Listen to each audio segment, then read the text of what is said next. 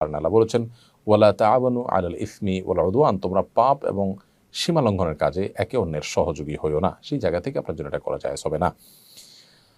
এরপরের প্রশ্ন হলো, যাকে কষ্ট দিয়েছি তিনি মারা গেছেন, এমত অবস্থায় পরকালীন শাস্তি থেকে বাঁচতে করণীয় কি? যাকে আপনি কষ্ট দিয়েছেন তিনি যদি মারা যেয়ে থাকেন, তাহলে সেক্ষেত্রে পরকালীন শাস্তি থেকে বাঁচার জন্য আপনি তার জন্য আল্লাহর কাছে দোয়া করবেন, বেশি বেশি করে তার গুনাহের মাগফিরাত কামনা করবেন, মাফ চাইবেন তার পক্ষ হয়ে, এবং তার পক্ষ থেকে সাদাকা করবেন, এবং এমনভাবে নেক আমল করবেন যাতে আল্লাহ তাআলা পরিপূর্ণ আপনার উপর সন্তুষ্ট হয়ে যায়। তাহলে আল্লাহ তাআলা আপনার পক্ষ থেকে ওই ব্যক্তিকে কিয়ামতের সন্তুষ্ট করবেন। এরকম বিভিন্ন বর্ণনা পাওয়া যায় যে কিছু মানুষের অধিকার আল্লাহ তাআলা কিয়ামতের ময়দানে ওই যে ব্যক্তির কাছে রয়ে গেছে সেই ব্যক্তিকে ডেকে তাকে আল্লাহ তাআলা মাফ করে এর অধিকার আদায় করে নেবেন। তো এই বিষয়টি নির্ভর করে যে আপনি আল্লাহকে কতটা সন্তুষ্ট করতে পেরেছেন, কতটা নিজেকে সংশোধনের পথে আনতে পেরেছেন। এরপর প্রশ্ন হলো, বর্তমান পরিস্থিতি